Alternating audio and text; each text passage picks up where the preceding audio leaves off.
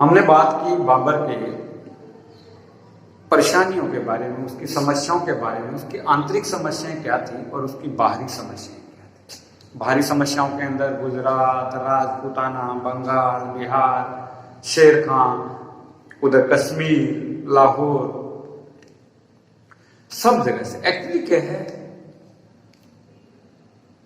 हुमायूं को जो राज्य मिला वो बड़ा ही असंगठित राज्य था।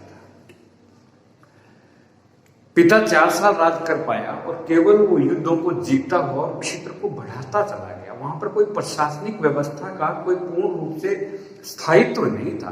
सैनिक व्यवस्था पर आधारित एक व्यवस्था लागू की गई। जब तक सैनिक शासक के प्रति वफादार हैं वो व्यवस्था बनी हुई है, और जैसे ही उसको लगा कि शासक कमजोर हो गया तो व्यवस्था छिन गई। बाबर ये काम करता चला गया और 4 सालों में जो 4 युद्ध उसने जीते, पानीपत का युद्ध, खानवा का युद्ध, चंदेरी का युद्ध, घाघरा का युद्ध, इन युद्धों को जीतने के बाद दिसंबर 1530 में बाबर चल बसा और गद्दी हुमायूं को मिल गई। लेकिन फिर भी बाबर एक बहुत बड़ा राज्य, बहुत बड़ा क्षेत्र हुमायूं को दे के गया। तो हुमायूं असफल क्यों रहा? इन आंतरिक बाह्य परेशानियां तो सबके लाइफ में आती हैं और शासक है उसके तो ज्यादा आएगी। बाहर से आए थे, उसको संभालना चाहिए था। इतिहासकारों ने इस पर अपने विचार व्यक्त किए। इतिहासकारों का मानना है कि हुमायूं के अंदर कुछ ऐसी कमियां थी जो उसको इतने बड़े क्षेत्र में विजित नहीं बना पाई, उसको दर दर की ठोकरें खानी। आज हम बात करेंगे हुमायूं की असफलता के कारण। हुमायूं की असफलता के कारण आज हम इन कारणों को ढूंढेंगे कि क्या कारण रहा कि हुमायूं को असफल होना पड़ा। देखिए, मुगल शासकों में बाबर, हुमायूं, अकबर, जहांगीर, शाहजहां और औरंगजेब 1526 से लेकर 1700 तक का जो काल है वो मुगल काल कहलाता है। बहादुर शाह प्रथम से लेकर बहादुर शाह जफर तक का जो शासन है वो उत्तरोत्तर मुगल काल कहलाता है, बाद का काल कहलाता है। हालांकि वहां तक जाकर सिस्टम सारा बिगड़ गया था। खैर, जो मेन मुगल काल में 6 राजवंशों ने राज किया, इसके अंदर और उत्तरवर्ती शासकों की भी अगर हम बात करें, इस पे 11 राजवंशों ने राज किया। इन सबको मिला के अगर मुगल राजवंश में सर्वाधिक ठोकरें अगर लाइफ में किसी ने खाई है तो वो खाई है हुमायूं ने। यानी कि हम कह सकते हैं मुगल शासकों ने सर्वाधिक ठोकरें हुमायूं को खानी पड़ी।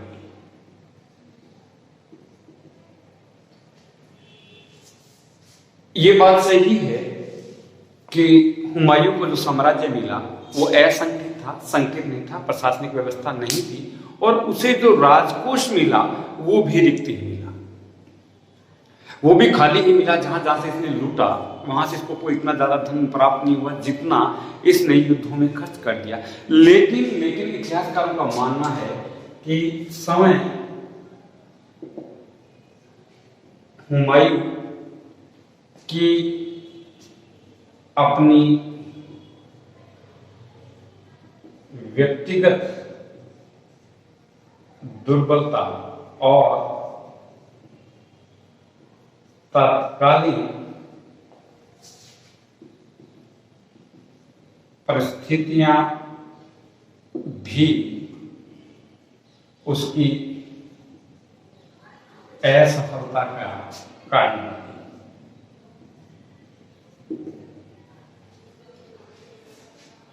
जब इतिहासकारों ने इसको बड़ी डिटेल में पढ़ा और गहराई से इसके बारे में स्टडी किया तो उनके सामने कुछ ऐसी बातें निकल कर आई इसके बारे में, इसको स्टडी करने के बारे में, जिसके कारण ये असफल रहा। देखिए इसमें सबसे पहला कारण तो है हुमायूं की व्यक्तिगत दुर्बलता।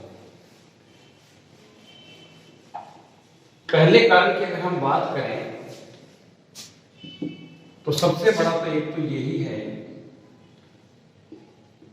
हुमायूं की व्यक्तिगत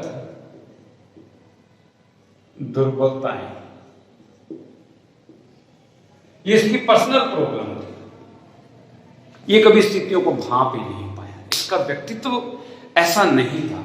सबसे बड़ी बात यह थी कि जब ये शासक बना तो इसको पैदा होने के बाद इसने कभी तकलीफें देखी नहीं। इसने राजशाही परिवार में ही जन्म लिया और जब इसको शासन मिला तब तक इसने कोई तकलीफें नहीं देखी थी, और ये इसकी व्यक्तिगत दुर्बलता थी कि इसने कभी मुसीबतों का सामना ही नहीं किया। और दूसरी सबसे बड़ी बात इसके व्यक्तिगत दुर्बलता की ये कि अपने भाइयों पे बहुत भरोसा करता था। जब इसको अपने राज्य को संगठित रखना था, एक इकट्ठा रखना था, इसने अपने साम्राज्य का डिवाइडेशन कर दिया। अपने भाई कामरान, असगरी, हिंदाल में साम्राज्य को बांट दिया। वो उन भाइयों ने भी इसको सहयोग नहीं दिया और ये व्यक्तिगत तौर पर इस बात को समझ ही नहीं पाया। इसकी बहुत बड़ी दुर्बलता थी। दूसरा, इतिहासकारों ने माना है कि हुमायूं की अपव्यय। जब इसको राज मिला, गद्दी पे बैठा, इसका राजकोष रिक्त था, तो इसको अपना राजकोष भरना चाहिए था। उसके बावजूद ये अनाप शनाप खर्च करता रहा। ये ज्यादा से ज्यादा जागीरें बांटता रहा, ज्यादा से ज्यादा इनाम देता रहा, ज्यादा से ज्यादा धन दौलत लुटाता रहा, अपनी केवल शान शौकत, झूठी शान शौकत दिखाने के लिए। जब इसको अपना राजकोष भरना चाहिए था, उस वक्त ये उस राजकोष को जितना भी इसके पास था उसको और खाली करता चला गया। ज्यादा से ज्यादा इनाम दे देना, ज्यादा से ज्यादा पदवियां देना और अपनी अय्याशियों पे पैसा खर्च करना, ये सब कार्य इसके लिए असफलता का कारण बन गया। इसका हद से ज्यादा बढ़कर खर्चा। इसने बड़ी अच्छी बात कही है कि अगर कुबेर भी, जो धन के मालिक माने जाते हैं, वो भी अपनी हैसियत से ज्यादा खर्च करें तो एक दिन कुबेर का भी खजाना खाली हो जाए। ये तो फिर भी एक असंगठित साम्राज्य का शासक ही बना था। ऑब्वियसली इसको खत्म होना ही था। ये इसकी दूसरी कमी थी। तीसरा, भाइयों के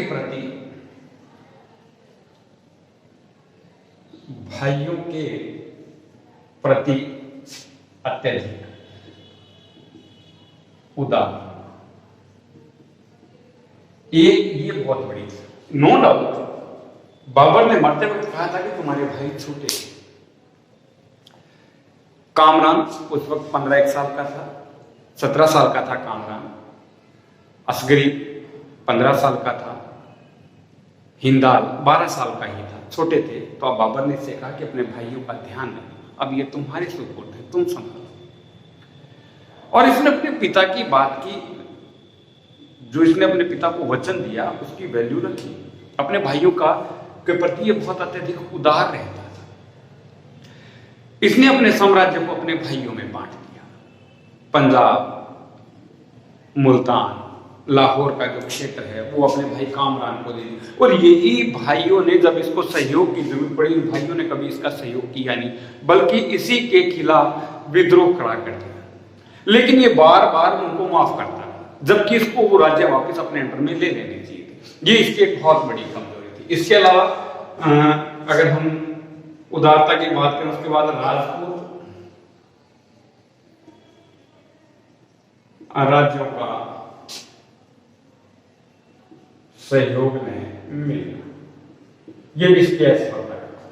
जब बहादुर शाह ने, गुजरात के शासक ने मेवाड़ पे आक्रमण किया, तो वहां की संरक्षिका जो कर्मावती थी, उसने हुमायूं को राखी भेजकर अपना धर्म का भाई बनाकर इसे सहायता मांगी थी। वहां हुमायूं को सहायता करनी चाहिए थी, लेकिन ये दूर खड़ा ये देखता रहा कि ये गैर मुसलमान के खिलाफ मुसलमान का अटैक है। अगर उस वक्त ये सहायता कर देता तो वहीं पर मेवाड़ को घेरे हुए गुजरात के शासक की शक्ति को भी समाप्त कर देता और राजपूतों का इसको सहयोग भी मिल जाता। लेकिन ये गलती कर बैठा और बाद में गुजरात के शासक भी इसके खिलाफ हो गए और इसको राजपूतों का भी सहयोग नहीं मिल पाया। ये दूर की बात को समझ नहीं पाया कि इसके नजदीकी शासक हैं, इसको उनका सहयोग लेना चाहिए था, लेकिन इसने नहीं लिया। इसके बाद हुमायूं की विलासिता। हुमायूं की विलासिता। हुमायूं बहुत विलासी आदमी था, सारा दिन नशे में व्यस्त रहता है, इसी कारण के लिए बहुत ज्यादा बीमार हो गया था। तब इसके पिता बाबर ने ईश्वर से, अल्लाह से, खुदा से ये रिक्वेस्ट की थी कि आप मेरी जान ले लो मगर मेरे पुत्र की जान बख्श दो, और कहते हैं कि ईश्वर ने उसकी सुनी। सारा दिन ये विलासी प्रवृत्ति, जब इसको अपने दुश्मन शासकों के खिलाफ खड़ा होना चाहिए था लेकिन उनके खिलाफ न खड़ा होकर ये सारा दिन राग मंच में ही बिजी रहता, नृत्य देखने में बिजी रहता, कभी सीरियस हुआ ही नहीं। दुश्मन इसके दरवाजे पे खड़े हैं लेकिन ये आदमी अपने अय्याशियों में व्यस्त है। युद्ध क्षेत्र में भी जाता था तो अपने हरम को साथ लेकर जाता था। देखिए कैसा शासक था, वहां पर भी युद्ध क्षेत्र के अंदर भी उसको नृत्य चाहिए। ये इसकी एक असफलता का बहुत बड़ा कारण माना जाता है। इसके अलावा शासन के प्रति उदासीनता।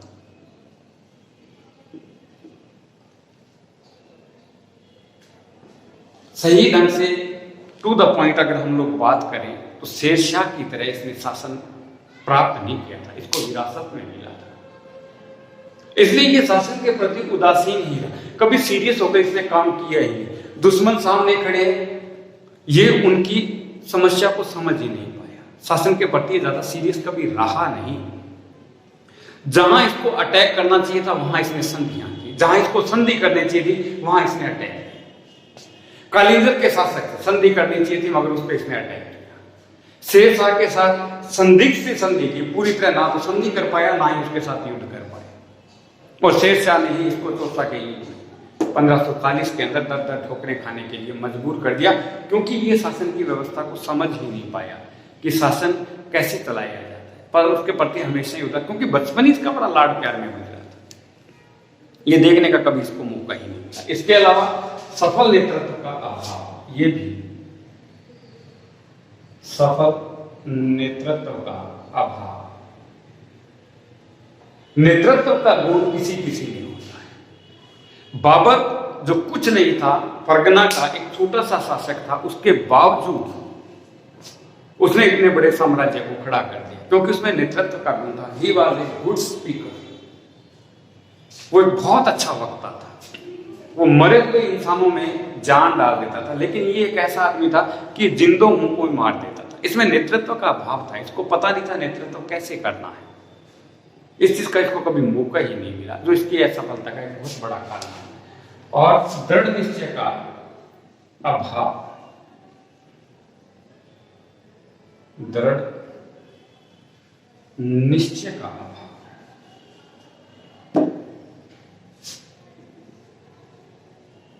दृढ़ निश्चय का अभाव। हम कह सकते हैं कि ये आदमी अपने काम के प्रति ज्यादा डिसीजन लेने में स्ट्रांग नहीं था। जब इसको अपने भाइयों के खिलाफ सख्त होना चाहिए था, ये डिसीजन ही नहीं ले पाया, उनको क्षमा करता था। जब शेरशाह के खिलाफ इसको अटैक करना चाहिए था, ये उसे समझौते करने और संधियां करने में लगा। गुजरात के शासक ने, बहादुर शाह ने, जब इसके खिलाफत की तो उसके खिलाफ कोई स्ट्रॉन्ग डिसीजन लेना है समझ ही नहीं पाया। राजपूतों के प्रति जो नीतियां थी उसको ये समझ नहीं पाया। धीरे धीरे राज्य इसके हाथ से निकलते गए और खासकर सैन्य व्यवस्था के प्रति, अपने प्रशासन के प्रति ये ज्यादा उदासीन ही रहा, जो इसकी असफलताओं का बहुत बड़ा कारण बना। तो ये थे हुमायूं के असफल होने के प्रमुख कारण।